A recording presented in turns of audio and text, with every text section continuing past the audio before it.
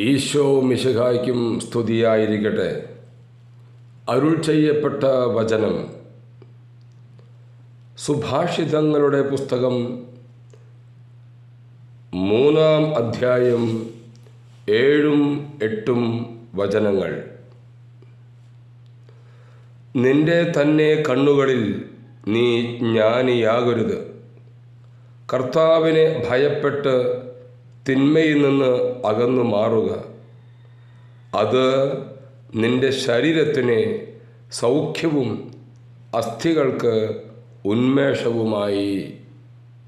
ഉന്മേഷവുമായിരിക്കട്ടെ.